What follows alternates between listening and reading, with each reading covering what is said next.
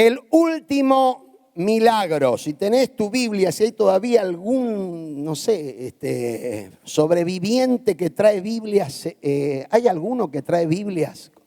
¡Wow! Hay como 20. ¡Qué bien! Los otros, como la tienen ya incorporada en su corazón, no la necesitan. O la tienen en sus... Ah, sí, la tienen ahí. ¿Qué sé yo si no están siguiendo el partido? Ya terminó el partido. 1-1 por las dudas. Si quieren un clásico que se imponga, tienen que ver el de ayer, no el de hoy. Así que eso es lo importante. Último milagro, el último milagro. Te invito a que sigas la lectura en Lucas 23, versos 32 y 33, y luego del 38 al 43 inclusive. Lucas 23, 32 y 33, y el verso 38 al 43 inclusive. Dice así la bendita y siempre santa palabra del Señor. Llevaban también con él, con Jesús, a otros 2 que eran malhechores para ser muertos. Y cuando llegaron al lugar llamado de la Calavera, le crucificaron allí, y a los malhechores, uno a la derecha y otro a la izquierda. Verso 38 ahora. Había también sobre él un título escrito en letras griegas, latinas y hebreas: Este es el Rey de los judíos. Y uno de los malhechores que estaban colgados le injuriaba diciendo: si tú eres el Cristo, sálvate a ti mismo. Diciendo: si tú eres el Cristo, sálvate a ti mismo y a nosotros.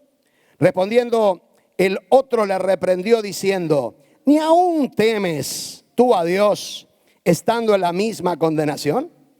Nosotros a la verdad justamente padecemos, porque recibimos lo que merecieron nuestros hechos, mas este ningún mal hizo. Y dijo a Jesús: acuérdate de mí cuando vengas en tu reino. Entonces Jesús le dijo: de cierto te digo, verdaderamente te digo, que hoy estarás conmigo en el paraíso. Todas las filosofías, antropologías y estudios acerca de la conducta del hombre en la humanidad han sido muy disímiles, muy diferentes. Hoy nos encontramos en una cultura que está totalmente confundida con respecto a este tema. O sea, lo disímil y diverso de toda la historia de la humanidad hoy se hace todavía más disímil y más diverso. Las tendencias humanas tratan de hacernos pensar o hacernos creer que en el ser humano hay una parte buena y una parte mala. De hecho, muchísima gente califica a las personas entre buenas y malas. ¿En base a qué? Y en base a sus tendencias, en base a su conducta, pero siempre dentro de lo que es la centralidad del ser humano. Ahora es interesante, mis hermanos, que pese al tiempo que vivimos llenos de humanismo, llenos de criterios donde el hombre es el centro de toda la historia y todo tiene que girar alrededor del hombre, la palabra de Dios, la verdad bíblica, revela otra cosa. Revela algo que al mismo tiempo, y ahora cambio la B de revela, revela con B larga ahora al hombre diciendo: esto no puede ser así. La palabra de Dios nos habla claramente que el ser humano, por naturaleza, por definición, es malo. Decile al que tenés al lado: sos malo. Decíselo con convicción. Es tu oportunidad, querida hermana. Es tu oportunidad. Es así. Mira, Charlie se dio el gusto hoy, ¿eh? La naturaleza del hombre es así. Ahora, esto que parece algo tan evidente en las Sagradas Escrituras, muchas veces se discute y se piensa: no puede ser. Ahora, la palabra de Dios nos revela claramente esto. Si vos querés, querido hermano, verificar esto, hace una prueba. ¿Alguien le tuvo que enseñar a los hijos a mentir? Alguien le tuvo que enseñar a los hijos a hacer cosas malas. ¿No es cierto que apenas tienen un poco de conciencia, comienzan a desarrollar en su interior algo extraño que tiene que ver precisamente con su naturaleza, con la naturaleza del ser humano? Esto es algo increíble. Le decimos a nuestro hijo que es chiquitito, que aún no sabe hablar, no toques ese enchufe. ¿Qué va a hacer el chico? Va directamente al enchufe. A veces es preferible riesgo de electrocución antes que decirle no vayas, porque cuando le das la información que no tiene que ir, ¿qué hace? Va. La historia de la teología llama esto el pecado original. O sea, la actitud del pecado y de la tendencia del hombre que también explica el apóstol Pablo en el capítulo 5 de la epístola a los Romanos. Ahora quizás esté uno acá diciendo, pero ¿pueda llegar a ser esto así? Bueno, sin lugar a dudas, la evidencia de la palabra es contundente con respecto a esto. Vemos en este pasaje emblemático, los últimos minutos de la vida de Jesucristo de Nazaret aquí en la tierra, en la cruz del Calvario. De la manera que esto se presenta, en primera instancia, se presenta la realidad del mal. La realidad del mal. A muchos, y escuché en muchos sermones de mensajes de predicadores evangélicos, tildan a los dos ladrones como uno, el ladrón bueno, el otro, el ladrón malo. Hoy le voy a demostrar por las escrituras que los dos ladrones eran malos. Mateo 27:44 dice, lo mismo le injuriaban también los ladrones que estaban crucificados con él. O sea, los dos ladrones comenzaron injuriando a Jesús. Son malos. Pero si tenés duda de lo que te acabo de decir, simplemente te recuerdo dos hechos del ministerio de nuestro Señor Jesucristo. Uno de los hechos fue cuando un muchacho que era muy rico lo cruza a Jesús y le dice, maestro bueno, ¿qué he de hacer para obtener la vida eterna? Y Jesús, antes de explicarle, le dice, ¿por qué me llamas bueno?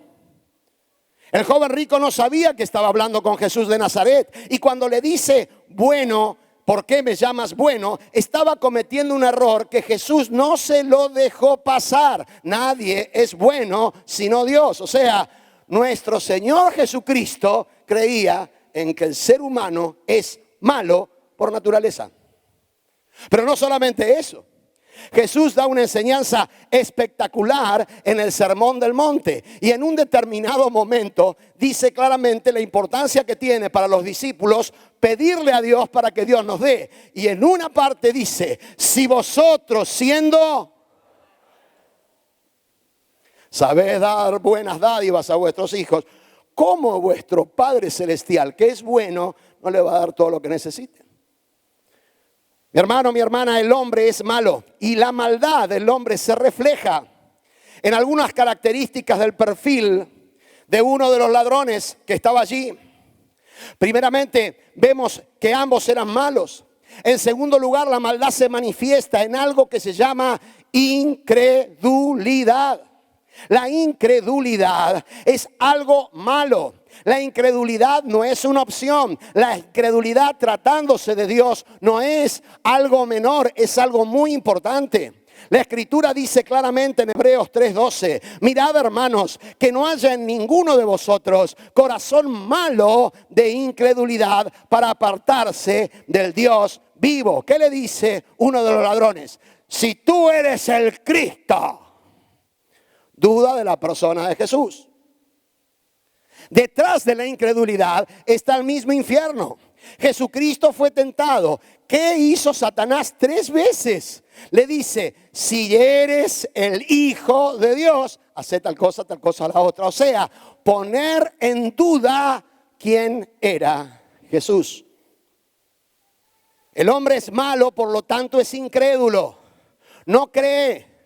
Está tan ensimismado que de alguna manera su estructura hace que no crea. En tercer lugar, exigencias y demandas a Dios. Si eres el Cristo, sálvate a ti mismo y sálvanos a nosotros. Esto es terrible, ¿verdad? Ahora, más terrible todavía es cuando una persona que es mala se pone en una postura inclusive de oración, de exigirle a Dios que haga cosas de acuerdo a lo que a uno se le ocurre o a lo que a uno le apetece. Por eso es que Jesús dice claramente, esta generación mala y perversa quiere y adúltera demanda señal, pero señal no le será dada sino la señal de Jonás. Jesús hacía milagros, Jesús hacía señales, no hay duda de eso. Se ve claramente en todas las escrituras, se ve claramente en la realidad del vivir diario hoy. Sin embargo, cuidado con aquellos que demandan señales, con aquellos que exigen señales. Hoy en muchos púlpitos, en vez de orar con humildad, orar con un corazón sumiso, con un corazón humilde, hay una actitud soberbia y altiva de demandarle a Dios cosas que hagan como si uno fuera el centro. Eso es terriblemente malo. En cuarto lugar, egoísmos e intereses personales. La maldad siempre tiene que ver con salvarme yo primero. Por eso el ladrón le dice, sálvate a ti mismo y a nosotros. Y a nosotros. Ahora, querido, querida, es importante que te des cuenta que detrás de la maldad está el engaño del enemigo de hacernos creer que nosotros somos el centro de todo, que nosotros somos los más importantes, que nosotros somos los que tenemos que ocupar el primer lugar. Jesús claramente advierte de esto a sus discípulos. Cuando, como eran malos, eso iba a suceder tarde o temprano, se pelearon para ver quién iba a estar a la derecha y quién iba a estar a la izquierda. Y el Señor Jesús se los dice con toda claridad, el reino de Dios no consiste en eso. Era su egoísmo. Cuando Jesús elige, sabía que iba a elegir gente mala. Pero luego, como vamos a ver, depositaria de la gracia del Señor. En quinto lugar, autosuficiencia. La actitud del mal se manifiesta en que no necesito de Dios. No necesito ayuda. No necesito que otro ore por mí. No necesito.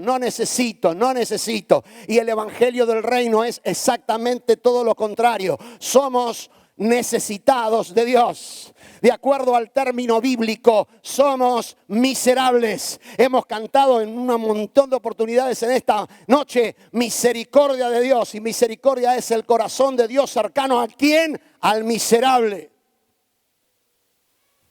¿Sabes quién es el miserable? Saca el espejo y mirate, vos, yo. De acuerdo a la palabra.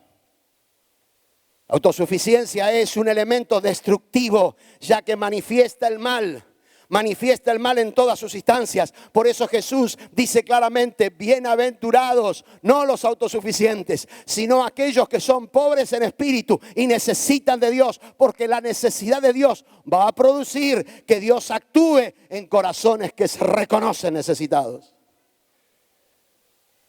En sexto lugar, evasión de la responsabilidad. Lo que manifiesta el ladrón injuriando a Jesús en ese momento es que él estaba allí no por los méritos que había hecho, por el mal que había hecho, sino seguramente por otras circunstancias, por el país, por la cultura, por la familia o por un montón de cosas. El mal se manifiesta cuando las personas no reconocen delante de Dios sus propios errores. Ahí está el mal. El mal que entró en el hombre por Adán, se manifiesta esto claramente cuando Dios confronta a Adán. ¿Cuál fue la primera respuesta que da Adán? La mujer que me diste. Le echó la culpa a la mujer y la cosa no terminó ahí. Cuando el Señor le habla a la mujer dice, la serpiente. Y en este caso la serpiente ya no hablaba. Porque si no le decía a la serpiente y la serpiente va a decir, no, las circunstancias. No, hay que hacerse responsable. Pero el mal trabaja así, con evasión de responsabilidad. Querido, querida, te quiero decir que por más cultura que exista, por más educación que exista, por más colegios caros y privados donde uno pueda educar a nuestros hijos, la naturaleza nuestra es mala. Carlos Eduardo Robledo Puch, el asesino serial más grande de todos los tiempos en la Argentina, se educó en los mejores colegios confesionales cristianos de su tiempo y de su época. Sin embargo, es el asesino serial más grande de la República Argentina. La educación no puede cambiar tu mala naturaleza. Venir a la iglesia no puede cambiar tu naturaleza. Hacer un curso no puede cambiar naturaleza. Hacer cierto régimen, aunque vienen muy bien los regímenes alimenticios, no cambia tu naturaleza. Cambiar de país no cambia tu naturaleza. Un nuevo gobierno no cambia tu naturaleza. Dicho sea de paso, nuestros gobernantes son tan malos como los anteriores. Aunque a alguno le pique ahí. Porque son malos por definición. Son malos por revelación. Son malos por la escritura. ¿Tenés duda de eso, hermano? ¿Viste alguna vez por la televisión un camión que se cae con mercadería en la ruta? ¿Qué pasa? Lo asaltan. ¿Quién los asaltan? Todos los que lo puedan asaltar. El argumento es, el camión tiene seguro. Como tiene seguro, no importa lo que pierda. Y un montón de gente. A mí me tocó hace poco, yendo uno de los viajes que hago yo, en la ruta 51. Veo a lo lejos toda una serie de autos. Veo que había un carro de la policía. Yo digo, ¿qué pasó acá? Primera impresión, un accidente, un problema. No, se había volcado un camión con gaseosas. Y la gente había llegado, no sé cómo, masivamente y se estaba llevando las gaseosas. Y la sorpresa mía que vi 2 autos con el pescadito atrás. Son los mismos que el domingo levantan las manos y dicen, ¿por qué lo hacen? Porque son malos. Ese es el problema que tiene el mundo. Se cree que la iglesia es gente buena. Se cree que en la iglesia están los santos. Se cree que en la iglesia están los que no son pecadores. Se cree que en la iglesia está gente que no, ya está superada. Entonces esa idea muy bien manejada por el enemigo, ¿qué produce? Produce que digo, no, yo no soy como ellos. Yo soy malo. Porque es interesante darnos cuenta de que aún los no creyentes saben que son malos. Se les revela a veces más claramente a ellos. Pero es necesario entender que la realidad del mal solamente puede ser superada por la bendita gracia del Señor. Hay otro ladrón que no siempre fue así.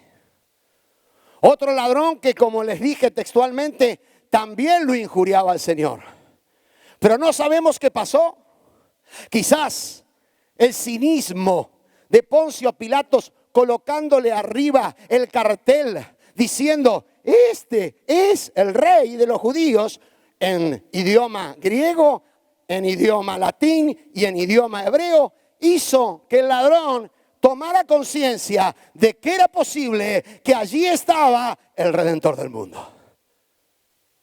Y fue allí, en un momento que no sabemos cuál es, que la gracia del Señor desciende sobre este hombre.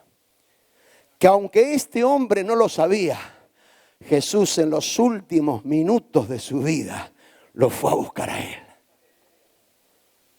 Lo primero que este hombre detecta es reconocimiento del temor de Dios. Yo no sé por qué razón el tema del temor de Dios está ausente en la mayoría de los púlpitos cristianos.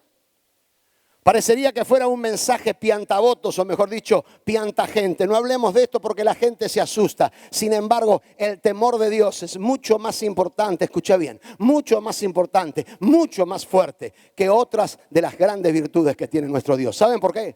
Porque el temor de Dios es la actitud que debemos tener con respecto a lo santo. Si vos hoy subiste las escaleras y entraste aquí y no fuiste consciente de la presencia del Señor, hay un problema serio en ti, hermano. Hay un problema de temor de Dios. Pero eso no es solamente el temor de Dios. El temor de Dios es ignorar de que ese Dios santo es un Dios que nos ve, es un Dios que está, es un Dios, claro que sí, que nos ama con amor eterno, pero que también tiene una tremenda revelación de santidad, de justicia y de perfección, que hace necesario que el ser humano vuelva al temor de Dios. No es un temor pánico, no es un temor de alguna manera de miedo, es el reconocimiento de que estamos delante, no de cualquier persona, estamos delante del Santo. Y que el precio que pagó el Santo en la cruz es suficientemente fuerte, evidente y demostrativo para que nosotros no tratemos lo que es sagrado como algo vulgar. Falta de temor de Dios es tomar decisiones importantes en la vida sin ni siquiera consultar al Señor. Falta de temor de Dios es justamente decir, no me importa lo que los otros piensen o lo que los otros crean, yo voy a manejarme así en la vida, es mi vida y hago lo que quiero. Eso es falta de temor de Dios. Y lo primero que hace el ladrón es reprenderlo al otro diciendo, no tienes temor de Dios, aún estando en la misma condenación.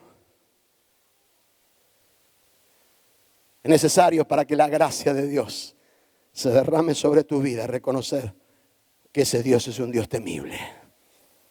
Es un Dios temible. Yo no sé vos, mi hermano, pero cuando vino el temporal yo estuve 15 minutos, en mi vida oré con tanta intensidad. 15 minutos con la mano en la ventana, porque la sensación era que se volaba todo, que rompía la ventana, que entraba todo. Yo no tenía tanta fe como para que fuera elevado como Elías, porque en este caso tiene que ser un milagro un poco más grande que desafíe la física y las leyes. Pero creía que la casa se rompía toda, que el departamento se rompía toda. Ahora escúchame, hermano, ahí me di cuenta mientras oraba cuán temible es nuestro Dios y cuán pequeños somos cada uno de nosotros. Hay que volver, hermano. Hay que volver al temor de Dios. Hoy parece que esto espanta a la gente. Hoy hay teologías que dicen, no hay que enfatizar en el temor de Dios. Hay que enfatizar en el amor de Dios. Y así tenemos las vidas que tenemos. Débiles, corrompidas, que permanentemente están en pecado. ¿Por qué? Porque no han comprobado que el Dios de amor sigue siendo un Dios temible.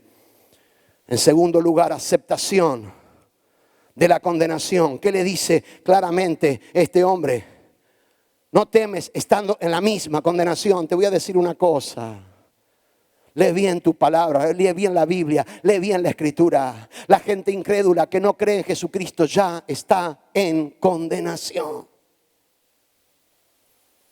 Dice la palabra de Dios, el que en Él cree, en que Jesucristo cree, no es condenado. Pero el que no cree ya ha sido condenado porque no ha creído en el nombre del unigénito Hijo de Dios. Y esta es la condenación, que la luz vino al mundo y los hombres amaron más las tinieblas que la luz. ¿Por qué? Porque sus obras eran...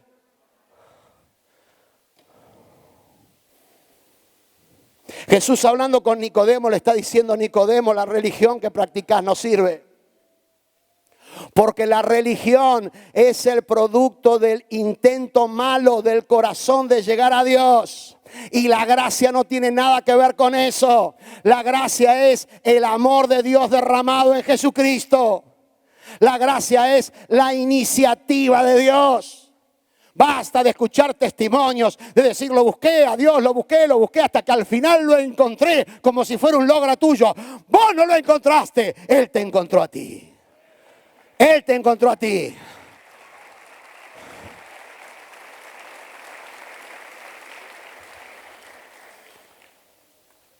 La condenación es el juicio de Dios sobre la incredulidad. Quiero decirlo con todas las letras. La gente que no cree está condenada. No son hijos de Dios, están condenados. A todos los que le recibieron, a los que creen en su nombre, le dio potestad de ser hechos hijos de Dios. Es necesario que entendamos esto con claridad. En tercer lugar, confesión de pecados. Lisa y llanamente, aunque no los hace de manera enunciativa.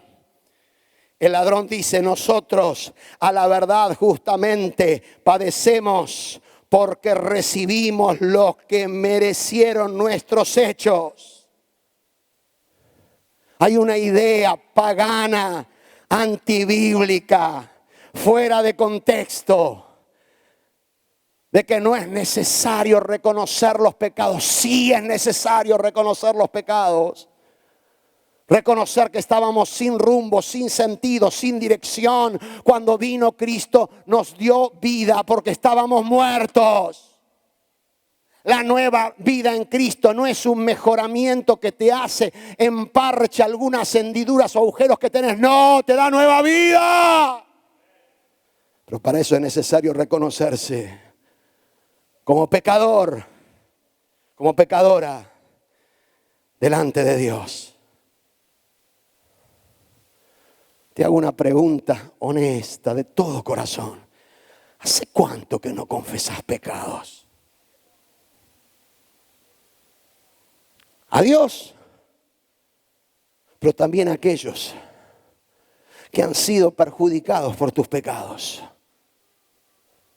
Quizás una extraña teología envolvente llena tu corazón diciendo: eso no es necesario, ya lo hice cuando me convertí. Si vos estás creyendo esto, hermano, estás en el error.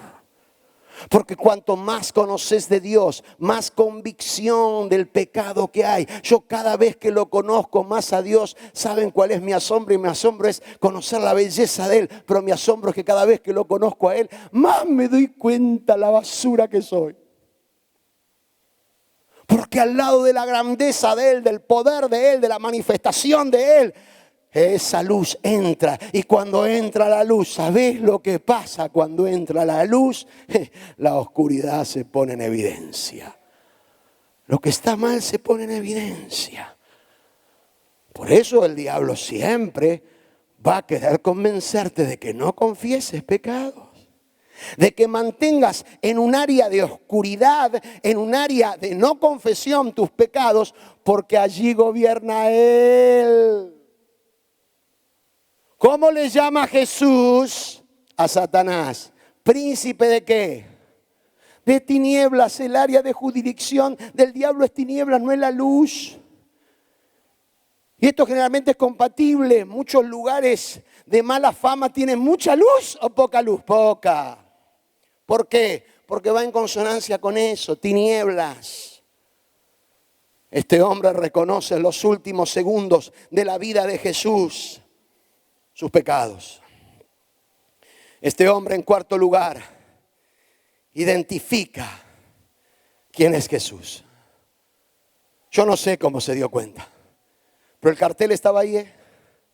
El cartel decía: este es el rey de los judíos.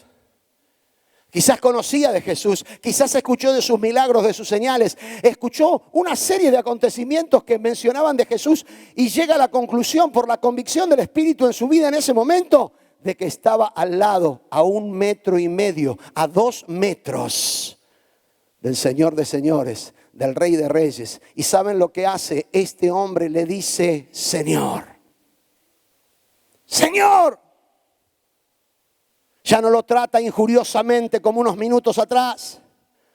Ya no empieza a burlarse de él diciendo: si eres el Hijo de Dios, sálvate a ti mismo y sálvanos a nosotros como el otro ladrón. No, se identifica, le dice: Señor. Ahora, querido, querida, la fe que salva, la fe que transforma, no es fe en vos mismos o en tu fe. Es la clave en quien la tengas depositado. Y te voy a decir una cosa: en el único que podés depositar tu fe es en Jesucristo. Fuera de Él no hay salvación, porque no hay otro nombre bajo el cielo dado a los hombres en que podamos ser salvos. No sos vos, no es la iglesia, no es la religión, no es el ministerio, es Jesucristo. No es la doctrina, no son los dogmas, no son las prácticas eclesiales, es solamente Jesucristo. Y Él va a Jesucristo. Y le pide en último lugar compasión y gracia. Cuando identificó que era Jesús, le dice: el único que me puede salvar es Jesús. Me estoy muriendo. Y le pide: acuérdate de mí cuando comiences a reinar, o cuando vengas, otras versiones dice, en tu reino. Y sin pausa Jesús le dice claramente: de verdad te digo, de cierto te digo, no en el futuro, hoy estarás conmigo en el paraíso. ¿Sabes por qué yo estoy seguro de mi salvación? Porque no se trata de mí, se trata de Él. ¿Sabes por qué estoy seguro de mi salvación? Porque la obra que hizo Cristo es la que salva, no lo que yo pueda hacer. Querido, querida, te lo digo claramente: si todavía seguís pensando que sos bueno, porque venís a la iglesia, porque te congregás, porque haces lo mejor que pueda hacer tu carne, todavía estás viviendo en pecado. Pero cuando este hombre fue a Jesús, Jesús le dijo claramente: hoy estarás conmigo. No dijo: vamos a ver, lo voy a analizar, lo voy a pensar y tenemos que hacer un estudio. No, hoy estarás. ¿Por qué? Porque había un hombre moribundo, malo, egoísta, que estaba entendiendo que ese Jesús que cargó el madero y fue al Calvario quería hacer en él el último milagro. Y el milagro se produjo. Porque te voy a decir una cosa: vos que buscás señales, no hay milagro más grande que una vida transformada por Jesucristo. No hay milagro más grande que nacer de nuevo. No hay milagro más grande que el hecho de poder tener un encuentro con Jesús y aceptar esa gracia escandalosa, absurda, inentendible, inexplicable, que llega a tu vida con el propósito de hacer algo más allá de lo que podés creer o entender. ¿Hasta cuándo vas a tener la naturaleza mala? Hasta el último segundo de tu vida.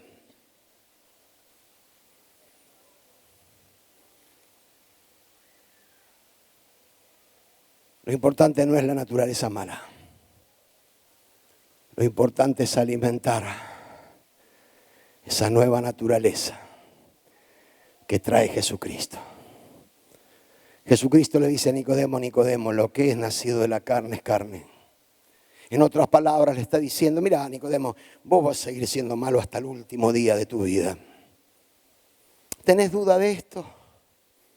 No, pastor, pero si la persona es ungida por el Espíritu Santo, ya no tiene más la vieja naturaleza. Preguntáselo a un montón de líderes ungidos que cayeron en adulterio, en robo, en pecado. Algunos hasta en abusos sexuales de niños. Puedes decir: no, eso no puede ser. ¿Sabes por qué sí puede ser? Porque son malos. Y seguirán siendo malos desde su naturaleza. Pero cuando admiten la naturaleza de Cristo, Él empieza a cambiar. Él empieza a transformar. Él empieza a hacer cosas que vos por tu propia naturaleza vieja no podés hacer. ¿Tenés dudas de esto? ¿Todavía tenés dudas? Léete Romanos capítulo 7.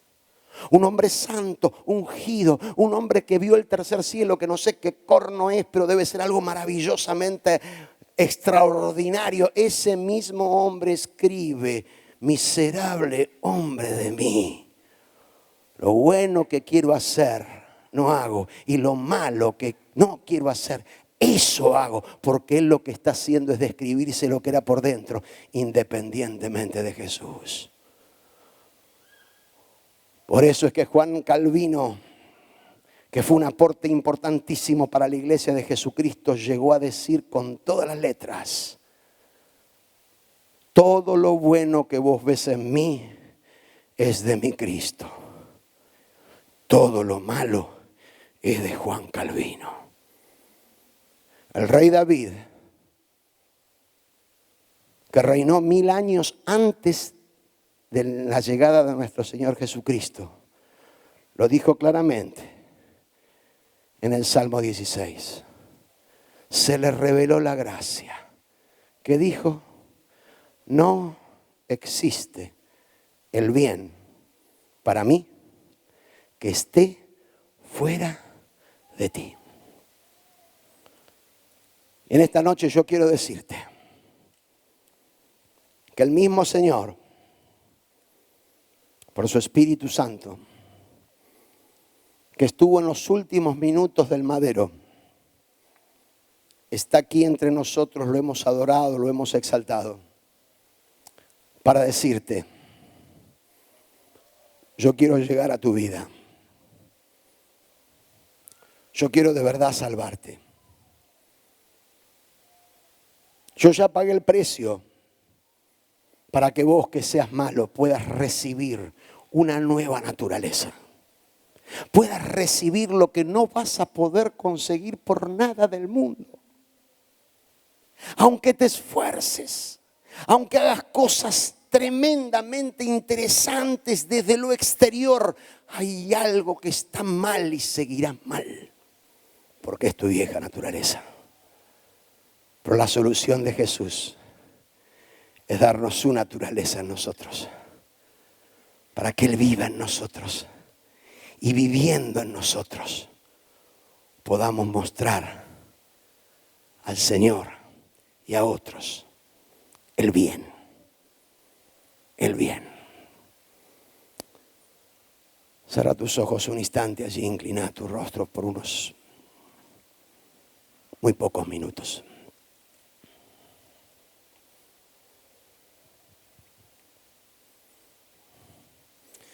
Hay enseñanzas, inclusive teologías, que han envenenado literalmente al cuerpo de Cristo. Yo necesito ser fiel a la palabra de Dios. Vos y yo, por naturaleza, somos malos. Aunque más de una vez tu orgullo te dictó y te dijo: no, no es así, es así. Y vos sabés que es así. A vos también, si te informaran que en la ruta se cayó un camión con cualquier cosa, sabiendo que nadie te va a penar ni nadie te va a encarcelar, irías lisa y llanamente a cometer un delito. Quizás tu conciencia te lo impide y no lo hagas, y está bien. Pero lo que te estoy diciendo, por favor, entendelo. Nuestra naturaleza es mala. La realidad del mal no la podemos discutir. Pero el amoroso Dios está aquí en esta hora para decirte: yo hice lo que había que hacer para cambiar esa realidad. Y lo que necesitas es aceptar ese último milagro, porque puede ser que también temporalmente sea el último milagro para tu vida. Yo no te puedo garantizar que el domingo que viene vamos a estar predicando este evangelio aquí. No sé, deseo que sí, pero no sé, nadie puede tener esa seguridad. Por eso la palabra dice: si oyeres hoy su voz, no endurezcáis vuestro corazón. Y yo quiero en esta noche, muy puntualmente, invitarte. De alguna manera, aunque hay distancias desde el punto de vista histórico y hasta bíblico entre aquel ladrón en la cruz y tu propia experiencia, que hoy le digas a Jesús: Señor, acuérdate de mí cuando vengas en tu reino.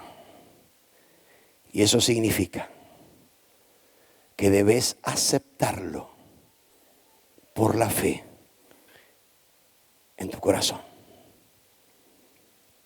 Y mientras todos los que tienen mediana conciencia de lo que estoy invitando, estamos orando, yo voy a estar invitando a todos aquellos que hoy han entendido que son malos, que no se pueden salvar a sí mismos, pero que Dios envió a su Hijo Jesucristo para que realice ese último milagro. Si estás recuperando, teniendo por primera vez, mínimamente, incipientemente, temor de Dios. Si hay convicción en tu espíritu que eres pecador, que eres pecadora delante de Dios. Y por favor, no te compares con otros. Todos han pecado y están destituidos de la gloria de Dios. Si verdaderamente querés recibir la gracia y la compasión del Señor, yo te invito que allí donde estés, en cualquier lugar de este auditorio, de este teatro, tomes una decisión valiente.